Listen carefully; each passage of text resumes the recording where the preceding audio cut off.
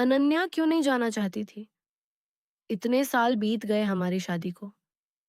वह रात के 2 बजे कमरे में आकर उससे पूछने लगा। वह जो विदाई का नाम सुनकर सुबह से रोए जा रही थी, उस बॉडी बिल्डर को देखकर और भी रोने लगी। अनन्या अगर नहीं बताया, तो आज बहुत बुरा होगा।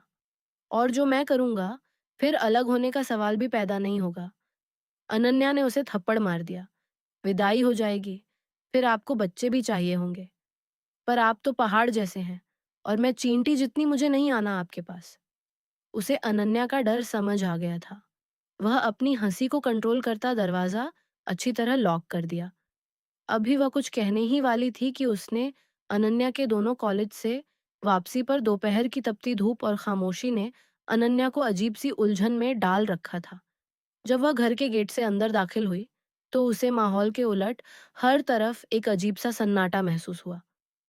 पूरे घर में ना तो नौकरानी की आवाज आ रही थी और ना ही नाना की खांसी की गूंज सुनाई दे रही थी। अनन्या ने अपनी चादर संभाली और आहिस्ता कदमों से लाउंज की तरफ बढ़ी, जहां सोफे खाली पड़े थे और घड़ी की टिकटिक उसे अपनी ही धड़कनों की आवाज सुना रही थी। वह डरते हुए नौकरानी को पुकारने लगी, लेकिन कोई जवाब ना आया। तभी उसे किचन से किसी के हल्के से चलने की आवाज आई। वह समझ बैठी कि शायद नौकरानी होगी। वह किचन के दरवाजे पर पहुंची तो उसके कदम वहीं जम गए।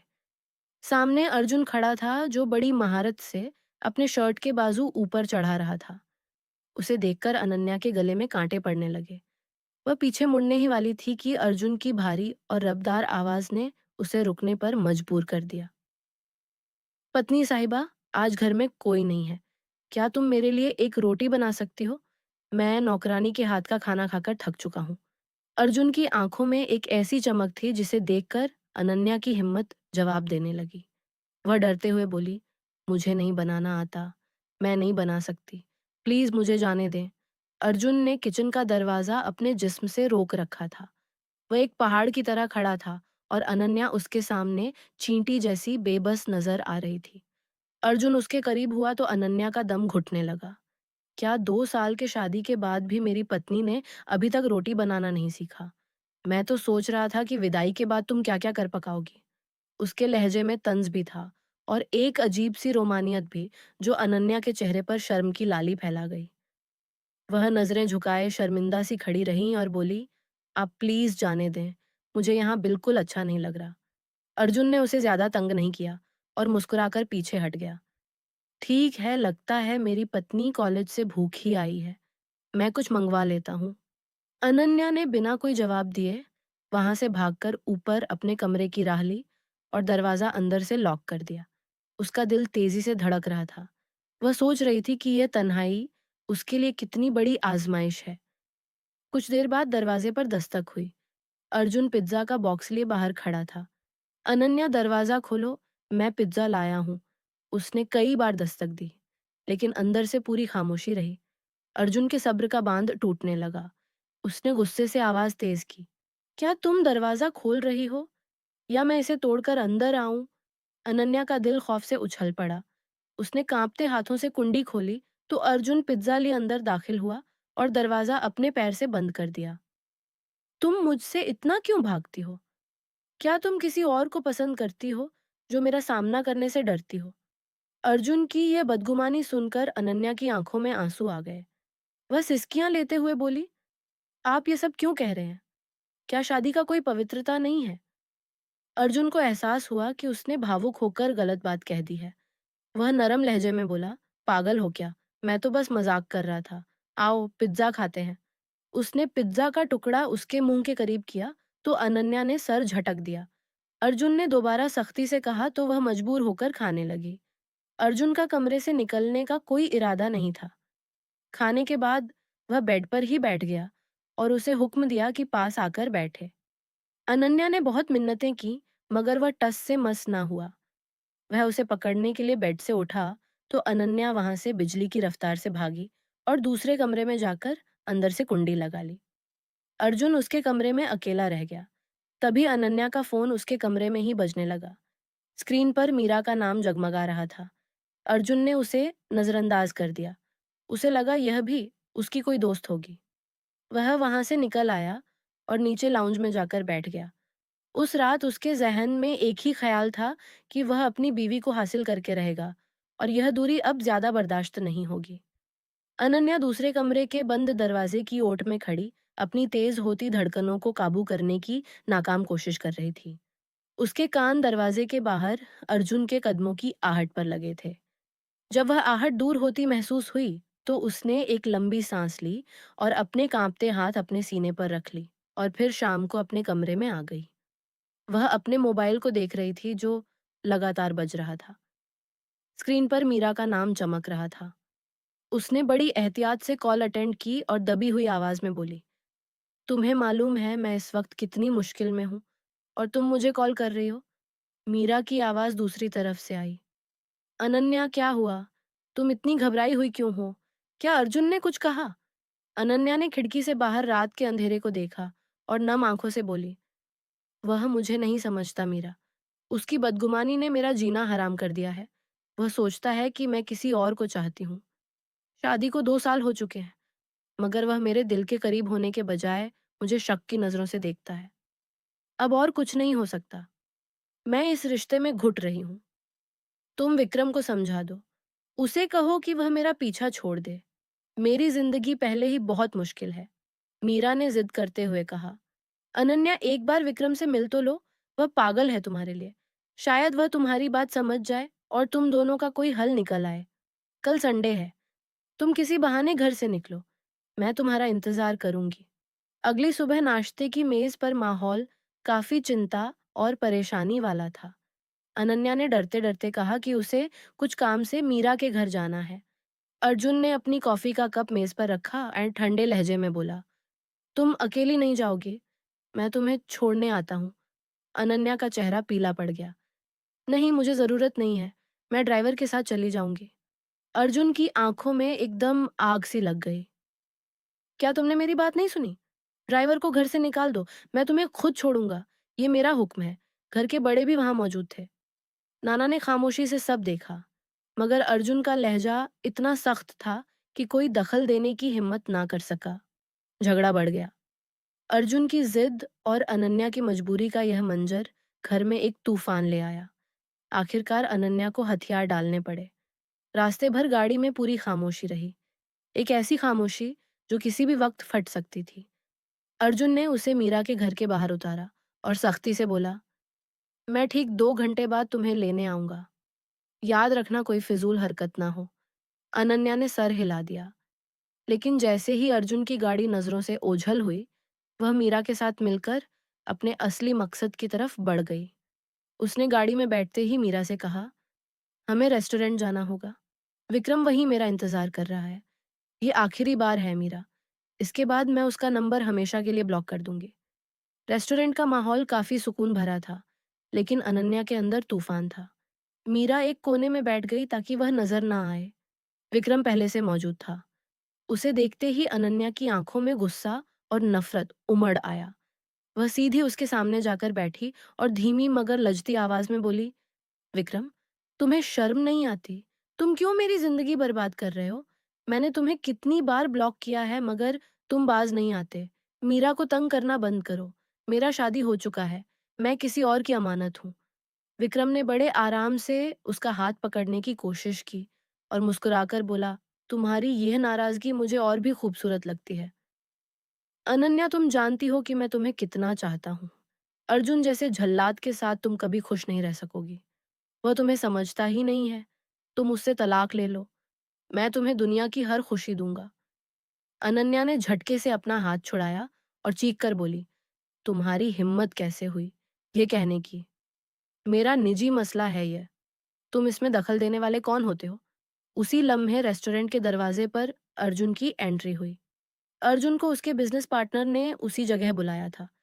जैसे ही उसने अपनी पत्नी को दूसरे मर्द के साथ और उसके हाथ को छूते देखा, अर्जुन का खून खौल उठा। उसके कदमों में झलझला सा आ गया। वह दांत पीसता हुआ उनकी मेज पर पहुंचा। अनन्या की नजर जैसे ही अर्जुन पर पड़ी, उसकी रूह तक कांप उठी। अर्जुन ने आते ही विक्रम के चेहरे पर एक जोरदार घूंसा मारा था। तुम्हारी हिम्मत कैसे हुई मेरी बीवी को छूने की? अर्जुन की आवाज में गरज थी। वह एक दरिंदा बन चुका था, जिसके सामने उसकी प्यारी बीवी को कोई और छू रहा था। अनन्या रोती हुई उन दोनों के बीच में आई। अर्जुन, नहीं प्लीज़, आप गलत समझ रहे हैं। पहले आप मेरी बात सुनें। अर्जुन ने उसे पीछे धक्का दिया। हटो मेरे रास्ते से, आज मैं इसका वजूद मिटा दूंगा। विक्रम भी पीछे नहीं हटा। उसने पलटकर अर्जुन को मारा और फिर रेस्टोरेंट में हंगामा मच गया। लोग जमा हो गए।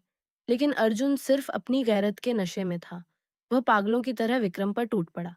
अनन्या कभी अर्जुन को खींचती तो कभी विक्रम को रोकती। एक लम्हे अर्जुन ने उसे इतनी जोर से धकेला कि वह लड़खड़ा कर गिरी। उसके आंसुओं का सैलाब थम नहीं रहा था। वह समझ चुकी थी कि अब सब कुछ खत्म हो चुका है। अर्जुन ने उसका हाथ पकड़ा और उसे घसीटते हुए बाहर ले आया। गाड़ी में बिठाते ही वह चिल्लाया, तुम्हारी हिम्मत कैसे हुई मुझे धोखा देने की? तुमने साबित कर दिया कि तुम वाकई उसके साथ कुछ करना चाहती थी। आज मैं तुम्हें घर नहीं ले जाऊंगा।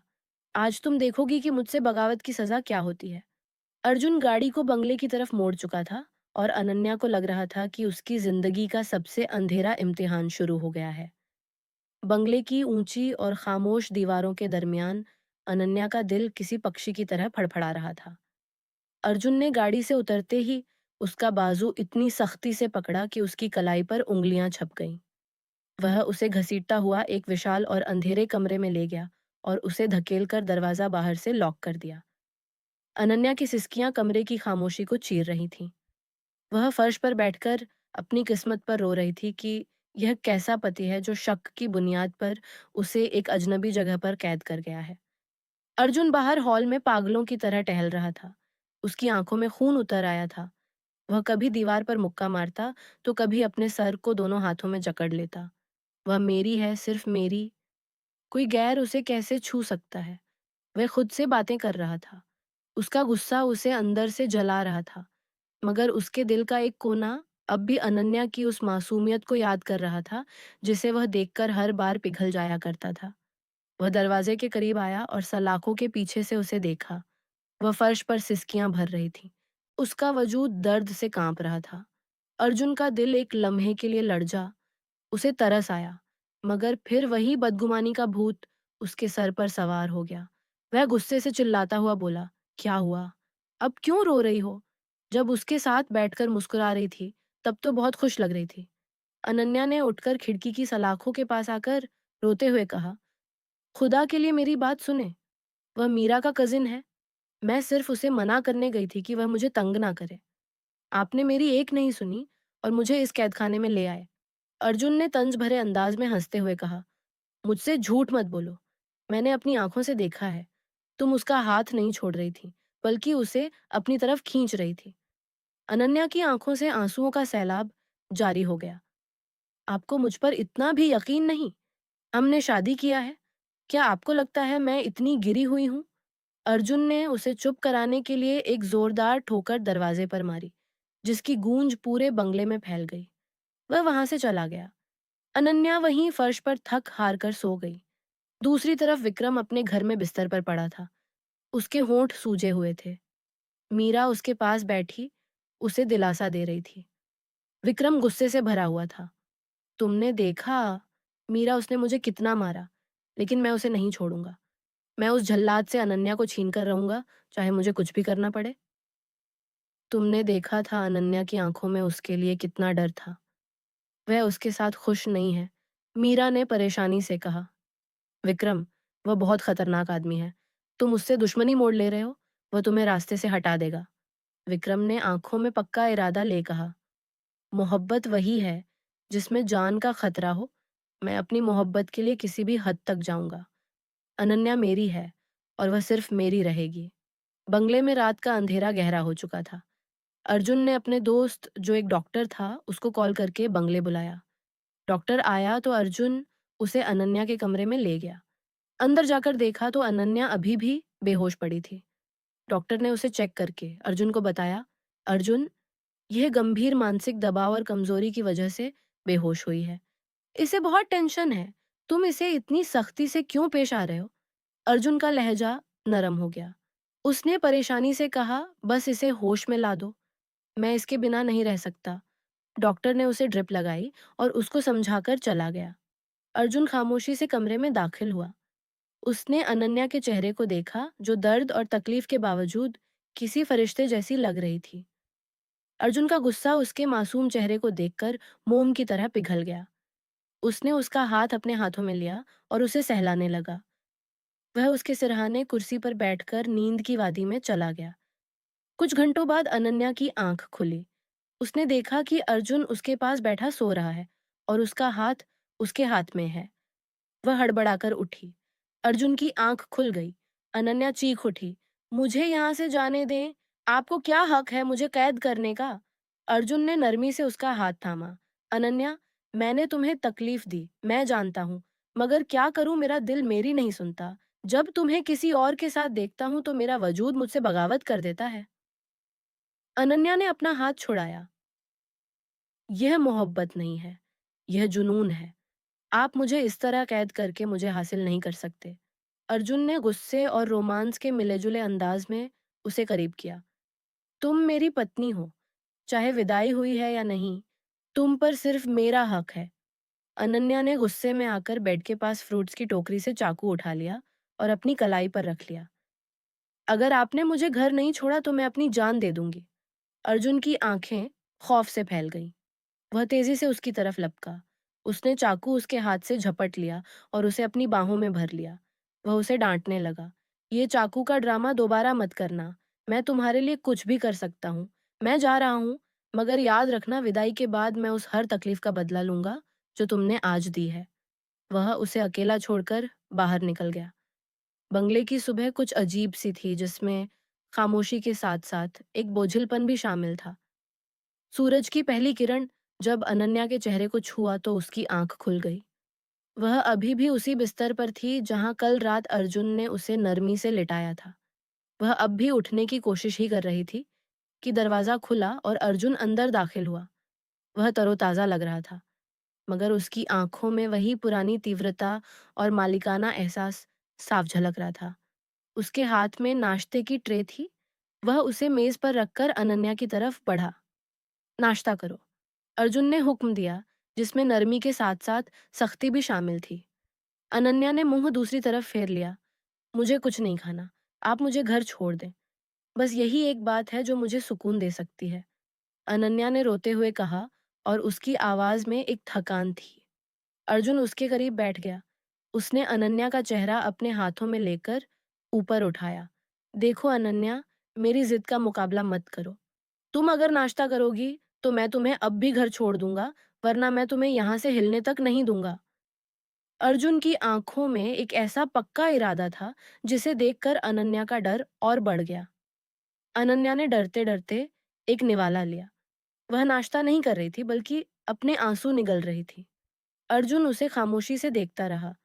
उसके दिल में उसके लिए रहम भी था और एक अजीब सी तसल्ली भी कि वह अब उसकी पहुंच में है।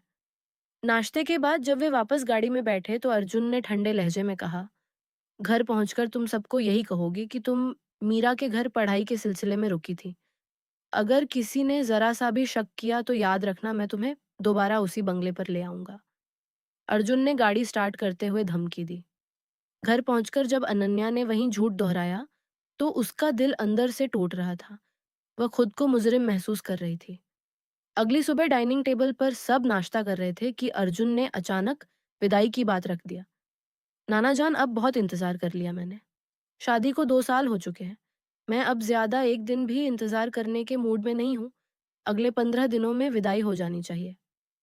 अर्जुन की आवाज में एक अटल फैसला था, जिसने मेज पर मौजूद सब लोगों को सन्नाटे में डाल दिया। अनन्या का हाथ रुक गया। उसका चेहरा शर्म और खौफ से सफेद पड़ गया। अर्जुन ने तीखी नजरों से उसे देखा। जो नजरें झुकाए वहां से उठकर भाग गई। अर्जुन के इस ऐलान ने घर के माहौल में एक भूचाल पैदा कर दिया था। वह अपने कमरे में कैद होकर रह गई थी। तभी दूसरी तरफ अर्जुन के मोबाइल पर एक मैसेज की टोन बजी। एक अनजान नंबर से संदेश आया था। मैं विक्रम हूँ। मुझे तुमसे एक जरूरी बात करनी है। तुम्हारी बीवी तुम्हें पसंद नहीं करती। मेरे पास तुम्हारे लिए कुछ ऐसे सबूत हैं जो तुम्हें सच्चाई तक पहुंचा देंगे। विक्रम का मैसेज पढ़कर अर्जुन का दिल जोर जोर से धड़कने लगा। उसे समझ नहीं आ रहा था कि यह शख्स उसका पीछा क्यों नहीं छोड़ रहा। और फिर उसी नंबर से दोबारा मैसेज आया, जिसमें कुछ स्क्रीनशॉट्स थे। जिनमें लड़की की तरफ से मोहब्बत के इज़हार वाले जुमले लिखे हुए थे। अर्जुन का दिमाग सुन्न हो गया। उसका वजूद गुस्से से काँपने लगा। वह दीवाने की तरह अनन्या के कमरे की तरफ भागा। उसने दरवाज़ा बजाया। अनन्या ने सोचा घर का कोई बड़ा होगा। उसने दरवाज़ा खोला तो सामने अर्जुन को एक जंगली दरिंदे की तरह खड़ा पाया। अर्जुन ने उसे बाजुओं से पकड़ा और दीवार के साथ लगा दिया। वह अपना मोबाइल उसके चेहरे के सामने लाया। ये देखो, क्या ये तुम्हारी हरकतें नहीं हैं? अभी तो कह रही थी तुम कुछ नहीं करती। ये क्या है अनन्या? क्या तुम उसी दिन का इंतज़ार कर रही थी कि मुझे धोखा दो? अर्जुन की आवाज़ में दर्द था और आँखों में बदले की आग थी। अनन्या बुरी तरह सहम गई। वह हिचकियों के बीच बोली, खुदा के लिए यकीन करें, ये मैं नहीं हूँ। किसी ने मेरा नंबर गलत इस्तेमाल किया है। क्या आपको लगता है मैं इतनी गिरी हुई हूँ? अनन्या ने फरियाद की, मगर अर्जुन की बदगुमानी ने उसकी अक्ल पर पर्दा डाल रखा था। अर्जुन ने उसे छोड़ा और गुस्से से बाहर निकला। मैं सबूत ढूंढ कर लाऊंगा और तब तक तुम्हें मेरी नफरत का सामना करना पड़ेगा। अर्जुन ने जाते हुए कहा और अनन्या अपने कमरे में गिरकर रोने लगी। अर्जुन के कमरे से निकलने के बाद अनन्या का हाल किसी टूटी हुई दरख्त जैसा था, जो तूफान की तीव्रता से जमीन में ढह चुकी हो। उसने अपने दोनों हाथ अपने चेहरे पर रखे और फूट-फूट कर रोने लगी। वह सोच रही थी कि क्या यह वही अर्जुन है जिससे उसने शादी किया था, या कोई ऐसा अजनबी जो सिर्फ शक और ताकत की भाषा समझता है। रात भर वह करवटें बदलती रही, मगर अर्जुन का वह जंगली अंदाज और आंखों में मौजूद बदले की चिंगारियां उसकी नजरों से ओझल नहीं हो पा रही थी। अगली दोपहर अर्जुन घर में दाखिल हुआ तो उसकी शख्सियत में एक अजीब सी तल्खी थी। उसने लाउंज में बैठकर सबसे अनन्या के बारे में पूछा। जब उसे मालूम हुआ कि वह अपने कमरे में है, तो वह सीधा उसके दरवाजे पर पहुंचा। दरवाजा बजाने की तकलीफ किए बिना वह अंदर दाखिल हुआ, जहां अनन्या किसी सोच में गुम खिड़की के पास खड़ी थी। चलो जल्दी तैयार हो जाओ, हमें शॉपिंग पर जाना है, अर्जुन ने ठंडे लहजे में हुक्म दिया।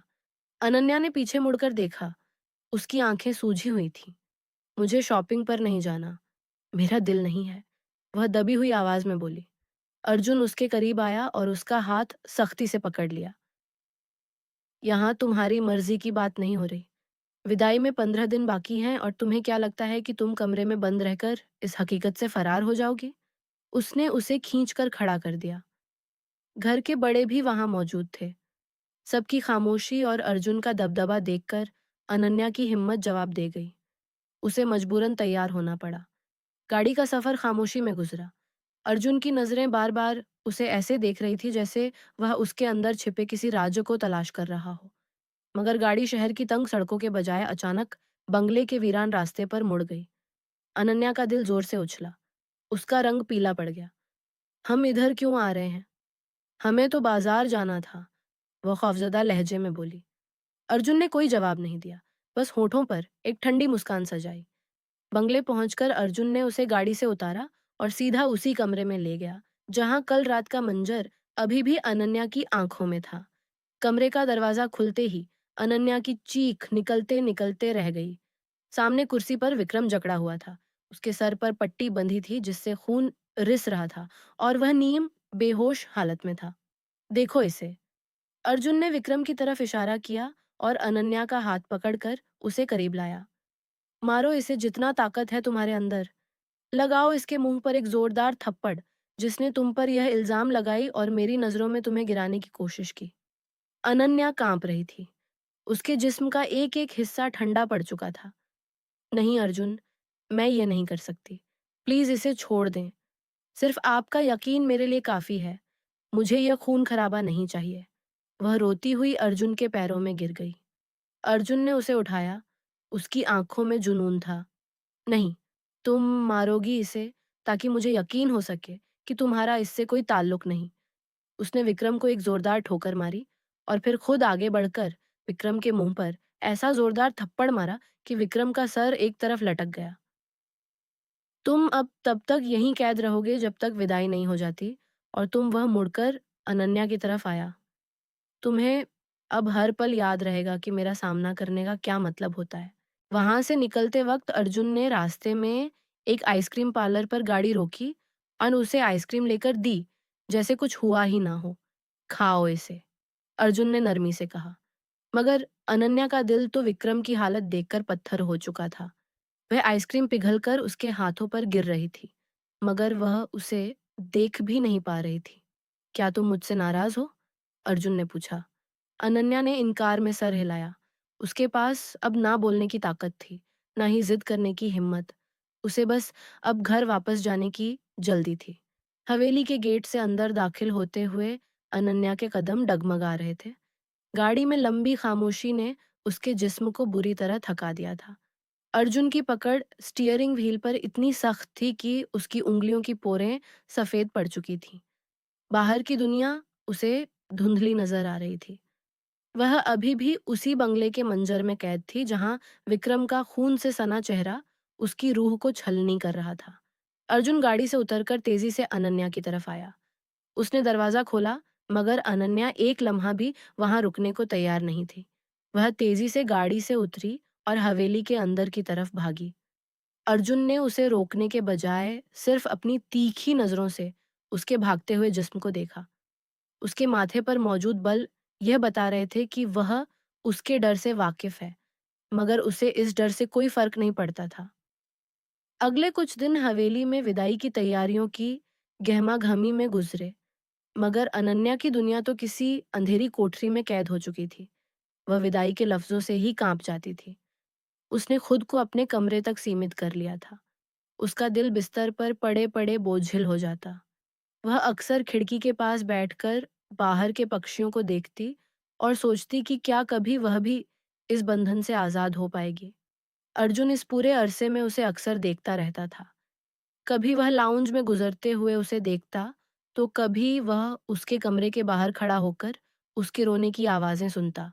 उसका दिल कभी-कभी उसे नरमी दिखाने पर उकसाता, मगर फिर वही तस्वीर उसकी आंखों के सामने आ जाती, जहां अनन्या किसी और मर्द के साथ रेस्टोरेंट में बैठी थी। यह शक उसे पागल कर देता था। वह अपनी गैरत के हाथों मजबूर था।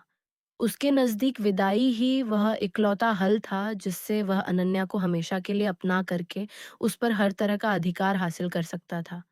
एक रात जब घड़ी की सुइयां 3 बजे का वक्त बता रही थी, पूरी हवेली में एक रहस्यमयी सन्नाटा छाया हुआ था। सब लोग थक कर सो चुके थे। अनन्या अपने कमरे में अकेली बैठी थी। कमरे में सिर्फ एक हल्की सी नाइट लैंप जल रही थी जिसकी रोशनी उसके चेहरे पर पड़ रही थी, जिस पर आंसुओं के सूखे हुए निशान थे। वह अपनी जिंदगी के उस मोड़ पर खड़ी थी जहां से उसे सिर्फ अंधेरा ही नजर आ रहा था। वह सोच रही थी कि क्या उसके पति को कभी उस पर यकीन आएगा? क्या यह रिश्ते की गांठ कभी खुलेगी, या यूं ही शक और बदगुमानी की भेंट चढ़ जाएगी? तभी अचानक उसके दरवाजे पर दस्तक हुई। दस्तक इतनी जोरदार थी कि अनन्या का दिल उछलकर गले में आ गया। उसने सोचा शायद अम्मी होंगी। उसने थर-थर कांपते हाथों से दरवाजा खोला। सामने अर्जुन खड़ा था। वह अपनी पूरी कदकाठी और रब के साथ कमरे में दाखिल हुआ। उसके चेहरे पर एक ऐसी अंधकार छाई हुई थी जिसने अनन्या को हिलाकर रख दिया। अर्जुन ने दरवाजा जोर से बंद किया और कुंडी लगा दी। अनन्या का सांस जैसे सीने में ही अटक गया। वह पीछे हटने लगी, लेकिन पीछे दीवार ने उसे ज्यादा जगह नहीं दी। अर्जुन उसके इतना करीब था कि वह उसके जिस्म की गर्मी अपने पूरे शरीर में महसूस कर रही थी। अर्जुन की आंखों में एक ऐसी जल्दबाजी थी जिसने अनन्या की रूह तक को कांपने पर मजबूर कर दिया। तुम विदाई क्यों नहीं करवाना चाहती? इतने साल हो गए हमारे शादी को। अर्जुन की यह भारी गरजदार आवाज कमरे के सन्नाटे को चीरती हुई निकली। अनन्या के जिस्म में एक सनसनी सी दौड़ गई। वह खौफ से अपनी आंखें बंद कर गई, मगर अर्जुन ने उसके बाजुओं को इतनी सख्ती से थामा कि वह दर्द से करा उठी। अनन्या के जिस्म पर छाए खौफ की तीव्रता उसे संभलने का मौका ही नहीं दे रही थी। अर्जुन की पकड़ उसके बाजुओं पर इतनी मजबूत थी कि उसे अपनी हड्डियां टूटती हुई महसूस हुई। अर्जुन का चेहरा उसके चेहरे के बिल्कुल सामने था। वह उसकी गर्म सांसें अपने चेहरे पर महसूस कर रही थी, जो अर्जुन के अंदर पलने वाले गुस्से और जज्बात की तीव्रता का सबूत थी। अनन्या, अगर नहीं बताया तो आज बहुत बुरा होगा, और जो मैं करूंगा फिर अलग होने का सवाल भी पैदा नहीं होगा। अर्जुन ने उसे दीवार के साथ और भी सख्ती से लगाते हुए कहा, उसकी आवाज़ में एक ऐसा जंगलीपन था कि अनन्या का दिल खौफ से थर्रा उठा। वह जानती थी कि अर्जुन के इस रवैया के पीछे एक ऐसा जुनून है जो किसी भी हद तक जा सकता है। अनन्या जो सुबह से ही खौफ और गम की हालत में लगातार रोए जा रही थी, अब ज़्यादा बर्दाश्त ना कर सकी। उसके आंसू रुखसारों से बहते हुए अर्जुन के हाथ पर गिरे, मगर वह पिघलने के बजाय और भी ज़्यादा तीव्र हो गया था। अर्जुन के इस दबाव और बेयकीनी ने अनन्या की रही सही हिम्मत को खत्म कर दिया। वह किसी जख्मी पक्षी की तरह फड़फड़ाई और उसने अपनी पूरी ताकत जमा करके एक जोरदार थप्पड़ अर्जुन के गाल पर मार दिया। कमरे में थप्पड़ की गूंज सुनाई दी और अर्जुन का चेहरा एक तरफ को हो गया। विदाई हो जाएगी, फिर आपको बच्चे भी चाहिए होंगे, पर आप तो पहाड़ जैसे हैं और मैं चींटी जितनी, मुझे नहीं आना आपके पास।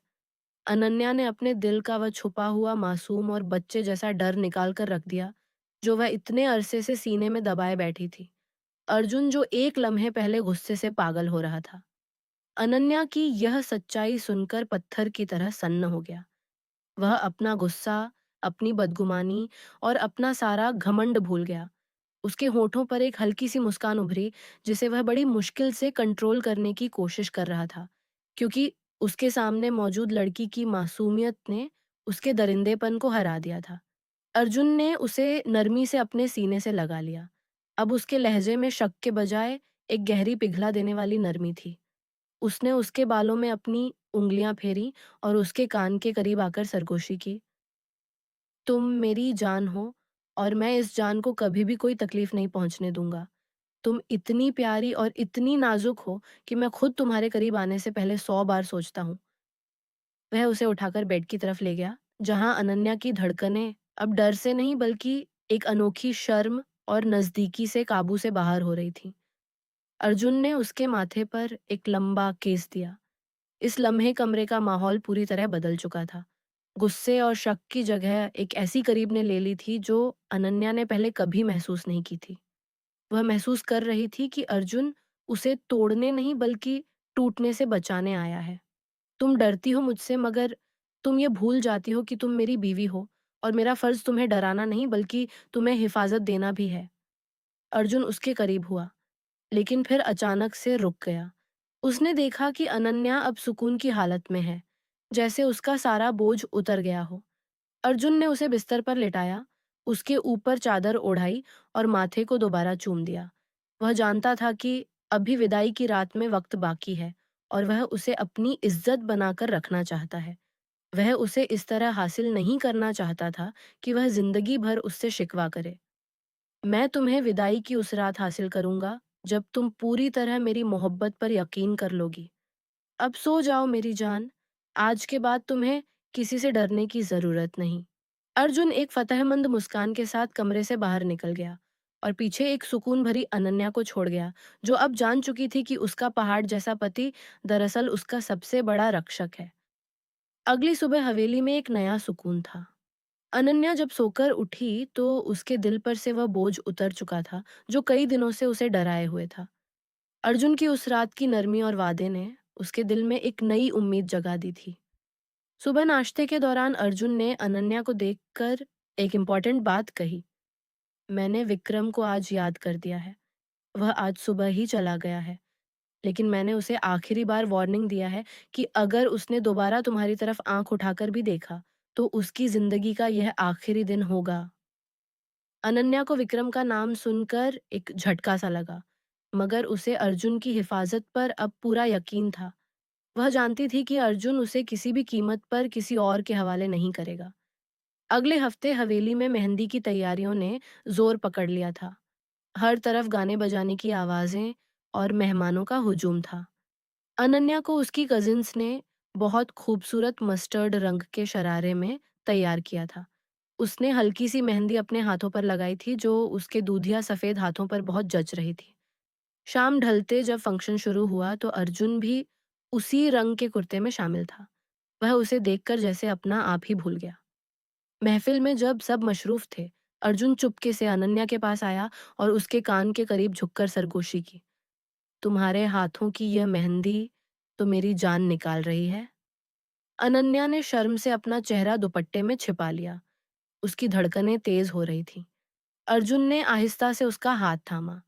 उसकी पकड़ में वह सख्ती नहीं थी जो पहले थी, बल्कि एक नरमी थी जो अनन्या को सुरक्षा का एहसास दिला रही थी। मेहंदी का यह दिन उनके दरमियान मौजूद तमाम गलतफहमियां मिटा चुका था, और फिर बारात का दिन हवेली की फिजाओं में एक अजीब सी घुटन और खुशबू घोलकर आया था। हवेली की दीवारों को जिस तरह फूलों की लड़ियों और रंग बिरंगी रोशनियों से सजाया गया था, वह हर आने वाले की आंख को चकाचौंध कर रहा था। सुबह से ही घर में एक हंगामा मचा हुआ था। अनन्या को पार्लर से वापस आए हुए कई घंटे गुजर चुके थे। वह लाल अरूसी कपड़े में पहनकर आईने के सामने बैठी अपनी तकदीर को तक रही थी। उसका दिल सीने में जोर जोर से धड़क रहा था। वह सोच रही थी कि आज उसकी जिंदगी का सबसे बड़ा दिन है, मगर उसके दिल के किसी कोने में आज भी वे पुराने जख्म ताज़ा थे, जो शक और बदगुमानी ने उसे दिए थे। अर्जुन भी आज किसी आम पति की तरह नहीं, बल्कि एक विजेता की तरह दिखाई दे रहा था। उसने शेरवानी पहनी थी जो उसकी मजबूत कद काठी पर बहुत जच रही थी। उसकी आंखों में एक ऐसी चमक थी जो उसकी कामयाबी का सबूत थी। आज विदाई थी, वह लम्हा जिसका उसे 2 साल से इंतजार था। बारात हवेली के एक हिस्से से दूसरे हिस्से की तरफ जा रही थी। यह एक ऐसी रस्म थी जो उनके खानदान में रिवायती तौर पर अदा की जाती थी। स्टेज पर बैठकर अनन्या की नजरें झुकी हुई थीं। सभी लोग खाना खा रहे थे और हर तरफ कहकहे गूंज रहे थे कि अचानक हवेली के मेन दरवाजे पर एक जोरदार आवाज गूंजी। सिक्योरिटी के गार्ड्स उसे रोकने की कोशिश कर रहे थे, मगर वह सबको धक्के देकर अंदर दाखिल हो गया। यह विक्रम था, जिसकी हालत बता रही थी कि वह पागलपन की आखिरी हदों को छू रहा है। उसके कपड़े उलझे हुए थे और चेहरे पर एक ऐसी दरिंदगी थी जिसे देखकर महफिल में मौजूद हर शख्स सहम गया। यह शादी नहीं हो सकती। ये मेरी मोहब्बत है जिसे तुम जबरदस्ती हासिल कर रहे हो। अनन्या मेरी है। विक्रम की चीख पुकार ने पूरे हॉल में सन्नाटा फैला दिया। स्टेज पर बैठे अर्जुन के चेहरे का रंग गुस्से से नीला पड़ गया। उसके माथे की रगें तन गईं और उसने अपनी मुट्ठी इतनी जोर से भी कि उसके नाखून उसकी हथेली में धंस गए। अनन्या तो जैसे पत्थर की होकर रह गई थी। उसके हाथ पांव ठंडे पड़ गए और उसकी आंखों के सामने अंधेरा छाने लगा। वह डर के मारे अर्जुन के पीछे छिपने लगी। अर्जुन अपनी जगह से उठा और एक तूफान की तरह स्टेज से नीचे उतरा। उसकी हर कदम की चाप जमीन को हिला रही थी। उसने विक्रम की तरफ बढ़ते हुए ठंडे और गरजदार लहजे में कहा, तुम्हारी हिम्मत कैसे हुई इस हवेली में कदम रखने की? क्या तुम भूल गए हो कि मैंने तुम्हें किस हालत में छोड़ा था?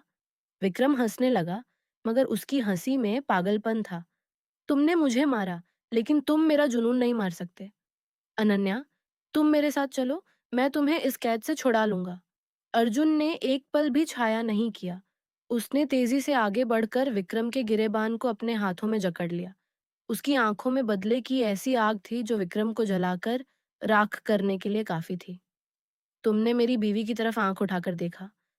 यह तुम्हारी सबसे बड़ी गलती है। अर्जुन ने उसे ऐसा जोरदार घूंसा मारा कि विक्रम लड़खड़ा कर गिर गया। सिक्योरिटी गार्ड्स ने उसे काबू कर लिया और अर्जुन ने अपने फोन पर पुलिस को कॉल कर दी। कुछ ही मिनटों में पुलिस की गाड़ियों के सायरन हवेली के बाहर बजने लगे। अर्जुन ने पुलिस अफसर का हाथ थामकर कहा, इसे ले जाएं और इसके खिलाफ हरासमेंट और घर में घुसकर गुंडागर्दी करने का मुकदमा दर्ज करें। मैं चाहता हूं कि यह शख्स जिंदगी भर सलाखों के पीछे रहे। पुलिस ने विक्रम को जबरदस्ती घसीटकर बाहर ले जाना शुरू किया, तो वह अभी भी चिल्लाता जा रहा था। अनन्या ये सब मंजर देखकर कांप रही थी। उसका दिल डूब रहा था, मगर अर्जुन ने मुड़कर उसे देखा और उसके करीब आकर उसका हाथ अपने हाथों में ले लिया। उसकी पकड़ में अब सख्ती नहीं, बल्कि एक ऐसा सुरक्षा का एहसास था जो अनन्या को बता रहा था कि वह अब पूरी तरह महफूज है। डरो मत, आज के बाद उसका साया भी तुम तक नहीं पहुंच सकेगा। अर्जुन की यह बात सुनकर अनन्या ने एक लंबी सांस ली, मगर वह जानती थी कि इस हंगामे के बाद विदाई का भावुक मंजर अब भी बाकी है। विक्रम के जाने के बाद हंगामा तो थम गया था, मगर पूरा महफिल किसी गहरे और बोझिल एहसास से भर गई थी। मेहमानों की सरगोशियां अब भी कानों में पड़ रही थी, लेकिन अनन्या के लिए दुनिया का हर शोर खामोश हो चुका था। उसे अपने घर, अपने कमरे और अपनी माँ के साथ गुजरे हुए उन बरसों की याद आ रही थी जो अब हमेशा के लिए यादें बनने वाले थे। विदाई का लम्हा किसी भी लड़की के लिए कयामत से कम नहीं होता और अनन्या के लिए यह तकलीफ इसलिए भी था क्योंकि उसने इसे बहुत से उतार-चढ़ाव और भावुक मुश्किलों के बाद पाया था। अनन्या की माँ जब उसके पास आई और उसके सर पर हाथ रखा, तो अनन्या की आँखों से आँसुओं का सैलाब उमड़ आया। वह अपनी माँ के गले लगकर सिसकियाँ लेने लगी। बेटी, यह तुम्हारा अपना घर है। हम हमेशा तुम्हारे साथ हैं। अर्जुन तुम्हारा हमसफ़र है। उस पर भरोसा रखो। अर्जुन जो कुछ फासले पर खड़ा यह भावुक मंजर देख रहा था। अब स्टेज से नीचे उतरा और अनन्या के करीब आया। उसके चेहरे पर अब वह गुस्सा नहीं था, जो विक्रम को देखकर था, बल्कि एक गहरी शफ़क़त थी। अर्जुन का कमरा फूलों की महक से महका हुआ था और नरम रोशनी ने माहौल को रोमांटिक बना दिया था। जैसे ही वे अंदर दाखिल हुए और अर्जुन ने दरवाज़ा बंद किया, अब कमरे में एक अजीब-सी खामोशी छा गई। अनन्या का दिल धड़क रहा था। उसे डर भी था और एक अजीब-सा इत्मीनान भी। अर्जुन उसके करीब आया और उसके कंधे पर हाथ रखा। मुझे कोई जल्दी नहीं है अनन्या। मैं तब तक तुम्हारे करीब नहीं आऊँगा, जब तक तुम खुद मुझे अपना नहीं लेती। मेरा मकसद तुम्हें डराना नहीं, बल्कि तुम्हारा दिल जीतना है।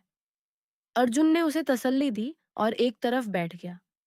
अनन्या ने अपनी आँखों से देखा कि अर्जुन कितना सब्र वाला इंसान है, जिसने कभी उसे शक की नज़र से देखा था। आज वही उसकी इज़्ज़त का रक्षक बनकर खड़ा था। अनन्या उसके पास गई और उसका हाथ अपने हाथों में ले लिया। उसका हाथ काँप रहा था, मगर उसमें भरोसा था। आपने आज जिस तरह मुझे विक्रम से बचाया, उसके बाद मुझे किसी और चीज़ का डर नहीं है। मैं आपकी हूँ, पूरी तरह आपकी। आपके सब्र ने मुझे जीत लिया है।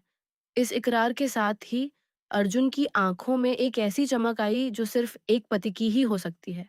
ये उनकी ज़िंदगी की नई शुरुआत थी, जहाँ अब कोई शक नहीं था, सिर्फ़ मोहब्बत थी। अर्जुन ने उसे अपनी बाहों में भर लिया और कमरे की रोशनी धुंधला गई, जहाँ सिर्फ़ 2 रूहें एक-दूसरे का सुकून बनकर धड़क रही थीं। विदाई की अगली सुबह हवेली में एक नया नूर बिखरा हुआ था। कमरे की खिड़कियों से छनकर आती धूप ने अनन्या को जगाया तो उसे अपने चारों तरफ एक मजबूत और सुरक्षित घेरा महसूस हुआ। अर्जुन उसके पास ही लेटा हुआ था और उसकी गहरी नजरें अनन्या के चेहरे पर जमी थीं।